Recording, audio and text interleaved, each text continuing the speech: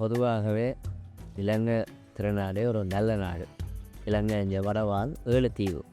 அந்த 7 தீவில் அனலதீவு, எடுவதீவு, நயினாதீவு, நெடுந்தீவு, புங்குடுதீவு, காரத்தீவு, மண்டதீவும் அதோட இருக்குது. மண்டதீவு சரவழிப்பாதையாக இருக்குது, புங்குடுதீவும் சரவழிப்பாதையாக இருக்குது, காரணம் சரவழிப்பாதையாக இருக்குது. இந்த அனலதீவு, எடுவதீவு, நெடுந்தீவு, நயினாதீவல் கடலுக்கு தனியே இருக்குது.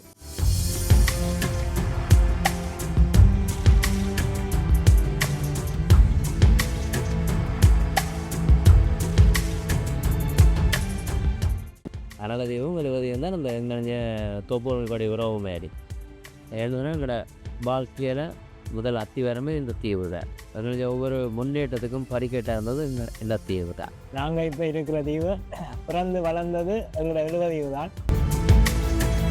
இந்த ஊரில் 4 பக்கம் கடலால் சூழப்பட்டது. அப்போ இப்போ இந்த பெரிய போட்டொன்றும் வசதியாக இல்லை. அப்போ எங்களோட அப்பாக்கிற காலத்தில் கடற்தொழில் செய்தாலும் ஒரு தாங்கி கொண்டு போய் விலையை போட்டு தான் அப்போ ஒரு தொழில் செய்து தான் எங்களை ஒரு முன்னேற்றத்துக்கு கொண்டு வந்தவன். இப்போ வளங்கள் எல்லாம் ஓரளவு இதாக வந்துட்டு இப்பையும் நாங்கள் 4 பக்கம் கடலால் சூழப்பட்டு இருக்கிறது. எங்களோட மெயின் கடற்தொழில் தான் கூடுதலாக செய்கிறது.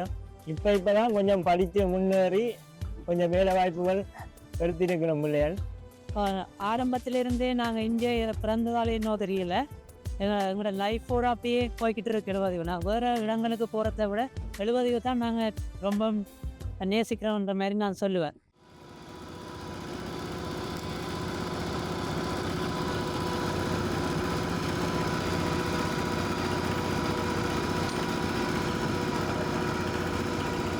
என்னோட புதிய இடமாக காணப்படுறது மாங்குடி. இப்போ நாங்கள் வசிக்கிறது தான் குஞ்சங்கற்புரம். இப்போ நாங்கள் அந்த டைமில் சேலக்காடுகள் மட்டும் வந்தாங்க. ஒவ்வொரு வருஷத்துக்கு ஒவ்வொரு இடமாகவும் மாறி இப்போ அடுத்த வருஷத்தில் என்னையோட ஒரு காட்டு வெட்டு வந்தாங்க. வெட்டி அதில் சோழ இதில் போட்ட பயிர் மாதிரி அப்படியே போட்டு கொண்டு வாரது காரப்பயிரில் இந்த காடு வெட்டப்படாதுன்னு சொல்லி ஒரு நடந்திருக்கப்பட்டது பார்த்துருக்காக இது நல்ல ஒரு இடமாக இருக்குது. என்னென்னா உடம் காடு. இதில் மீனை பிடிக்கத்தான் காட்டில் போனால் தேனை வெட்டா 1966 இந்த கிராமம் உருவாக்கப்பட்டது. 25 குடும்பத்துக்குள்ள உள்ளடக்கப்பட்ட ஒரு கிராமமாக தான் இது இருந்தது. அப்போ அது படிப்படியாக வளர்ச்சியாகி இன்றைக்கு ஒரு 70 குடும்பம் இந்த கிராமத்தில் நாங்கள் வாழ்ந்து கொண்டு இருக்கிறோம்.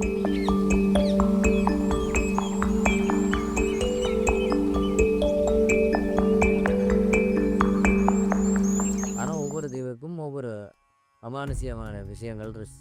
நம்பிக்கை இங்கே நிறைய இருக்குது. எங்களை கூடுதலாக நாங்கள் இந்த தொம்மையப்பரை தான் நாங்கள் நம்பி இருக்கிறோம். தொம்மையப்பர் கோயிலும் இருக்குது, முருகன் கோயிலும் இருக்குது. எங்களுக்கு எந்த விதமான ஒரு ஆபத்துகளும் இதுவரைக்கும் நான் பிறந்து வளர்ந்ததுக்கு ஒன்றையும் அனுபவித்ததும் இல்லை. இதுவரைக்கும் ஒன்றும் அப்படி ஒன்றும் நடந்ததும் இல்லை. புளியந்தி அப்புறம் தான் இந்த கடல் வழிபாட்டு கடல் மார்க்கமாக நடந்த வழிபாட்டில் நயினாதி பக்கத்தில் நயினாதியிலேருந்து பாம்பு இங்கேருந்து பாம்பு பூ எடுத்துக்கொண்டு நயினாதி போய் வழிபாடு செய்திருக்கு. அதை நான் ஒருக்கா பார்த்துருக்கேன். 93 அப்படி நான் பார்த்துருக்கோம். பாம்பு பூ கொண்டு வந்ததை நான் பார்த்துருக்கேன். அது முந்தி அந்த காலத்தில் இந்த இங்கேருந்து தான் பாம்பு கொண்டு போய் அம்பாளுக்கு வைக்கிறது.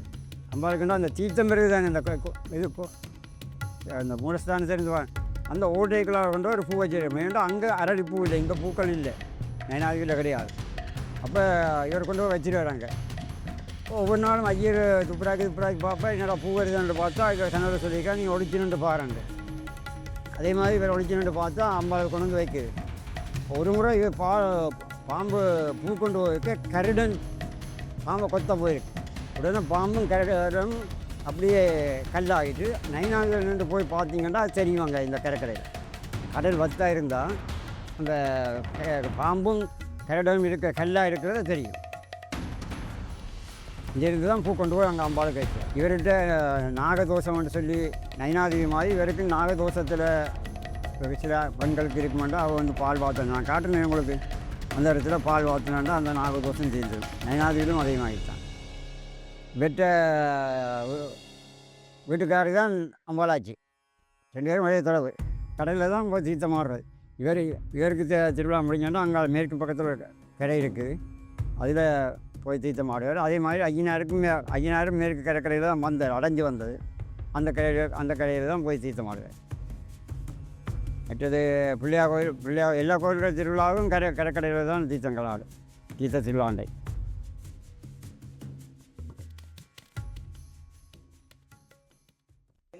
வேட தெய்வம் அதை சரியா, என்னோட பராம்பர தெய்வம்.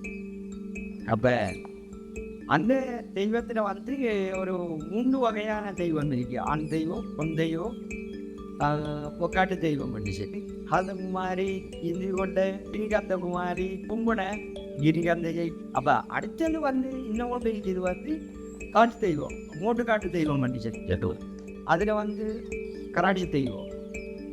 அடுத்தது வந்து சுதுகன் குமாரி, கண்கன் குமாரி, கணவடி குமாரி சொல்லி இருக்குது. அடுத்தது வந்து திருவிழா குமாரி அப்படி சொல்லி அது வந்து குமாரி வகையில் வரும். குலதெய்வம் அதை பராம்பர தெய்வம். இந்த தெய்வத்தோட நாங்கள் பாதுகாக்கப்பட்ட இந்த யுத்தத்தை 1990ஆம் ஆண்டு யுத்த காலம் என்று உருவாக்கப்பட்ட காலத்தில் வந்து எங்களுக்கு தொடர்புகள் துண்டிக்கப்பட்டது. தொடர்புகள் இல்லை, தொலைத்தொடர்பு ஒன்றும் அப்போ கிடையாது. கடித மூலம் ஒன்றும் எழுத்து மூலம் ஒன்றும் அனுப்ப முடியாது. அப்போ அதால் வந்து நாங்கள் எங்களை உயிரை பாதுகாக்கணும், இந்த பூமியை விட்டு போகிறோம்னு சொல்லி கவலையுடன் நாங்கள் வெளிச்சோம். எந்த வயசு இப்போ 47 ஆகுது. இப்போ இது வரைக்கும் நாங்கள் பருத்தியிலேருந்து குடிபெயர்ந்த மக்கள் வந்து 11 குடும்பங்கள், 92 பேர் நாங்கள் வெளியேறி போய் அவ்வளவு பேரும் நாங்கள் 70 கிராமத்தில் தான் வசித்து கொண்டு வாழ்கிறோம். நாங்கள் இதே யுத்தத்தில் வந்து நாங்கள் வந்து ஆறுன்றது சொல்ல முடியாத ஒரு நிர்பந்தம் வந்து எங்களுக்கு வந்துடும்.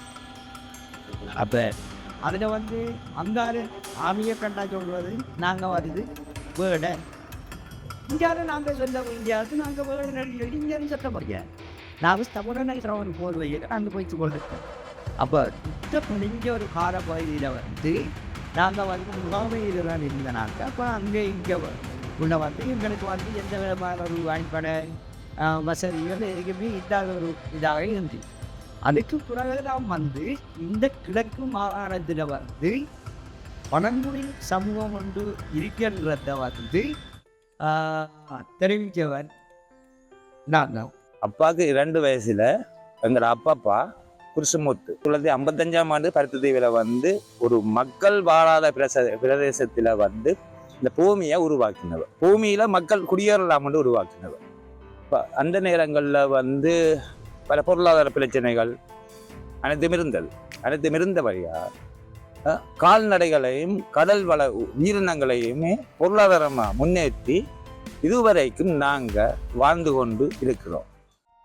எங்களோட வரலாறு சொல்லப்படுகிறது வந்து மகாவலி என்ற ஒரு மகாவலி கேட்கு அந்த இதுபடியே வந்து எங்களோட ஒரு கொஞ்சம் பேர் வந்து இந்த கடற்சயத்துக்கு வந்து சேர்ந்திருக்கிறார். அப்போ இனப்பெருக்கங்களுக்கு உருவாகி கொண்டு இருக்கிற ஒரு காலப்பகுதியில் ஒரு யுத்தம் கொண்டு நடந்திருக்கிறது. என்ன வெளிநாடு ஆண்டு நிற்கிது. பிரிட்டிஷ் என்ற ஒரு அரசாங்கம் வந்து இந்த நாட்டை வந்து ஆண்டு. அப்போ அந்த இதில் வந்து எங்களாக வந்து காட்டு வழியை தான் கதைக்கிறாங்க. அந்த கரையோரத்தை பாதுகாக்கிற ஒரு இதை வந்து அவங்க எழுத முடியும்.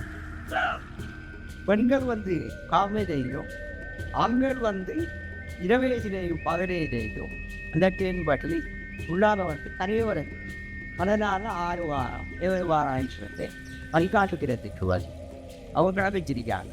அதுக்கு தான் வந்து எங்களோட சமுதாயத்துக்கு வந்து கரையோர வேலைகள் ஒரு சொல்லும் வரப்பட்டு வெளியிருந்து அக்கள் வரைக்க இங்கே இருக்கிறாக்களையும் சீவாக்கள் இவங்களுக்கு ஒன்றும் தெரியாது பட்டிக்காடுன்னு சொல்கிறதுக்கு இல்லை. ஏன்னா அந்த அளவுக்கு அவங்க நல்ல இதாக தான் இருக்காங்க. பல தொழிலும் செய்தனால் இப்போ எங்களுக்கு எனக்கு ஒரு சொந்தமாக லோஞ்சி ஒன்று எடுத்து அந்த தொழிலும் செய்கிறேன்.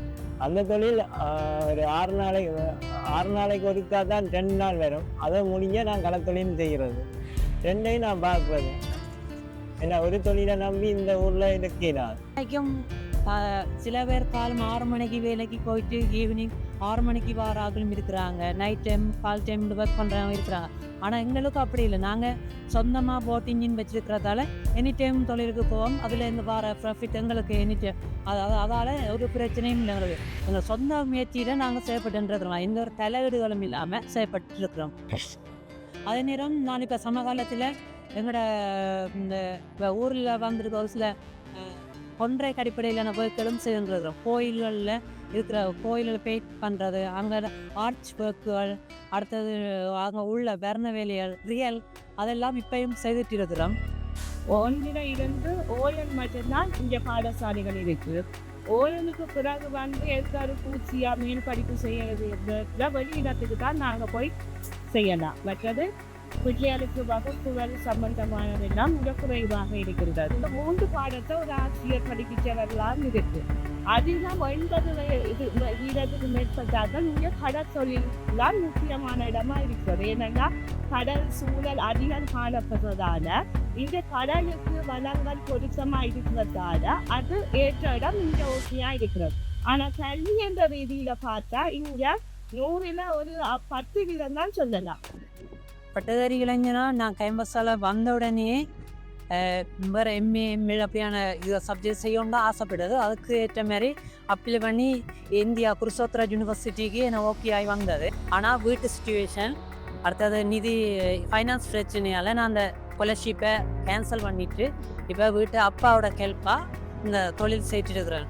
அதனால் அந்த வீட்டுக்கு சப்போர்ட்டாக செய்யப்படுறேன். ஆனால் நாளடைவில் சம்டே நெக்ஸ்ட் அடுத்தடுத்த இயர்களில் நான் மேற்கொண்டு எம்ஏ செய்ய சந்தர்ப்பம் இருக்கு எனக்கு. ஸோ நான் அதுக்கான அச்சீவ்மெண்ட் செய்ய இயலும். அது நேரம் இனி காலத்தில் பிள்ளைகள் கடத்தொழில் ஃபீல்டோட போகிறத விட ஸ்டடீஸோடு போயிட்டு அவங்க கடத்தொழில் போனாலும் நான் பெட்டர்ன்னு யோசிக்கிறேன். ஏன்னா நானெல்லாம் இப்போ ஹையர் ஸ்டடீஸ் முடிச்சுட்டு வந்து இப்போ கடத்தொழில் செய்ய எனக்கு அது ஊரில் கொஞ்சம் மரியாதை என்ன மாதிரி தம்பி படிச்சுவேன் அப்படின்னு இல்லை நிறைய பேர் கதைப்பாங்க. எனக்கு அது ஓகே. ஆனால் அதேமாரி எல்லாரும் போயிட்டா எல்லா இனி வர ஜென்ரேஷன் அப்படி போயிட்டுன்னு என்ன நிலம் அவங்க கடத்தொழில் நான் கம்ப்ளீட்டாக செய்யவும் நான் சொல்லலை. அவங்க படிச்சுட்டு மேற்கொண்டு அதுக்கான வழியூடாக போகட்டும், நல்ல பிளானிங் பண்ணி செய்யட்டும். இந்த 70 நிறைய மூலதன வளங்கள் இருக்குது.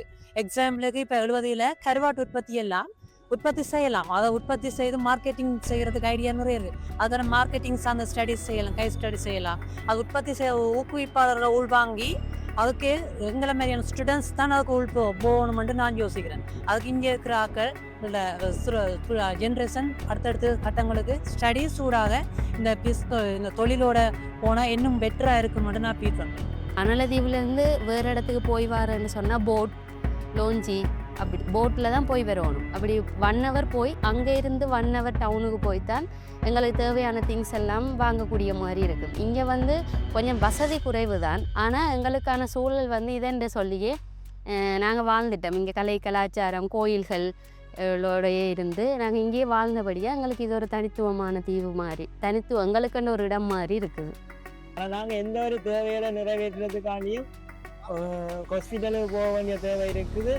ஊராட்சிக்கு இன்னும் பெரிய ஒரு ஆபத்தான நிலையை ஏற்படுமாயின் நாங்கள் யாழ்ப்பாணம் தான் போகிறோம். ஆனால் அந்த வசதி தான் எங்களுக்கு குறைவு. ஒரு சுகப்பிரசவம் செய்யக்கூடிய ஒரு ஆள் இருக்குன்னா நாங்கள் வெளியூருக்கு தான் செய்யணும். ஏன்னா இங்கே டாக்டர் வசதி இல்லை. அது ஒன்று முக்கியமாக எங்களுக்கு.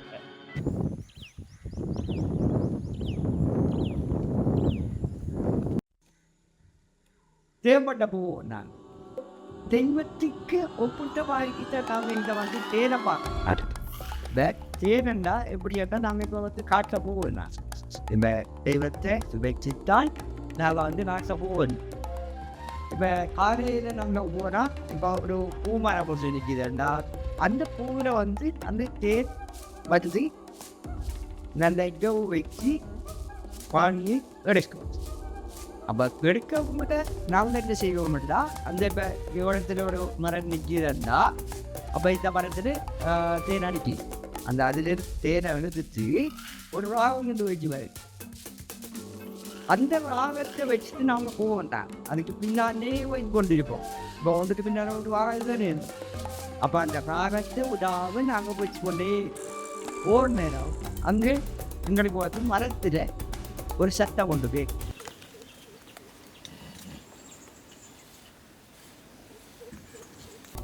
அப்போ கேட்டால் அவர் வந்து தேன் மரம் சரியா, அந்த இடத்துக்கு போய் வாங்க தேன் பூண்டு. அப்போ குறையத்தை செய்வோம், அதை வந்து நாங்கள் வெட்டுவார்.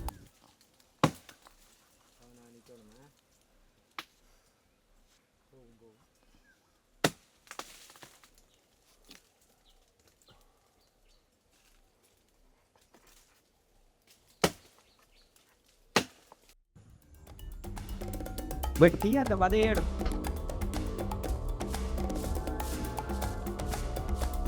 அந்த இது விரல் பண்ணார். அப்போ பானி என்று செய்வோம், பானிக்கு கட்டின சொல்கிறேன் பானியை வச்சு அதை ஒன்று பாத்திரத்தில் ரவை ஃபோன்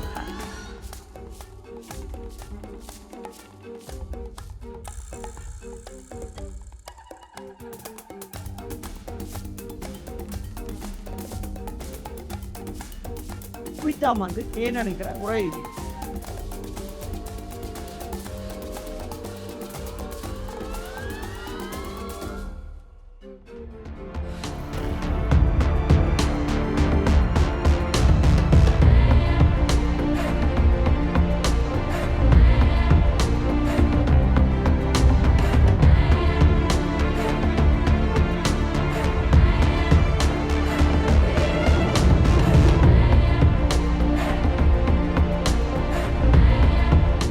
மரங்கள் சந்தோஷமாக இருக்குது.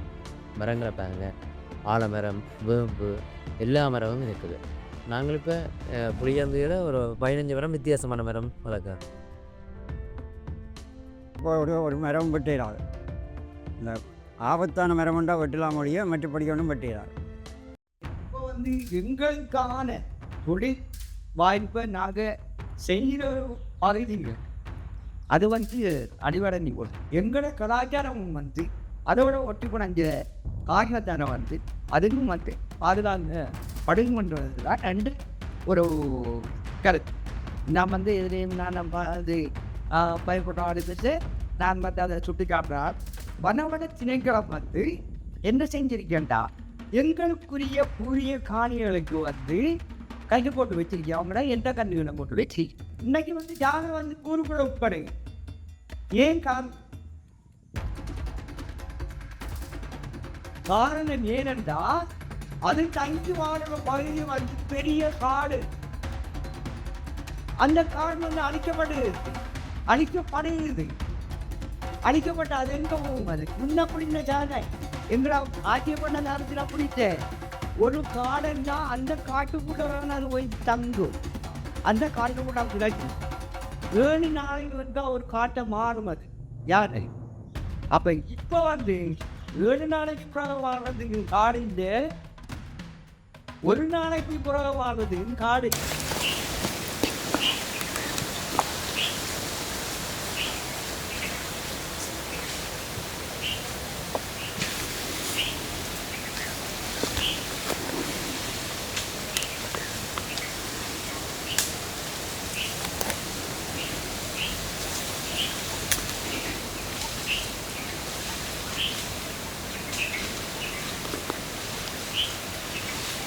இலங்கையில் இருக்கிற ஒரு முக்கியமான ஒரு மிருகமாக வாழப்படுறது வந்து யார்? அதுக்கு வந்து ஒரு தந்திரத்துக்கு ஒரு இடம் வரும். அப்போ அந்த தந்திர இடங்கள் எல்லாம் அழிக்கப்படுகிறது. அது வந்து பாதுகாக்கப்படணும். மனிதர் பாதுகாக்கப்படணும். யானையும் வந்து பாதுகாக்கப்படணும் மனிதனாக. அப்போ அதுக்கு வந்து எங்களோட படம் சரியாக இருந்தால் தான் இது ரெண்டும் பாதுகாக்கப்படும். இல்லாட்டி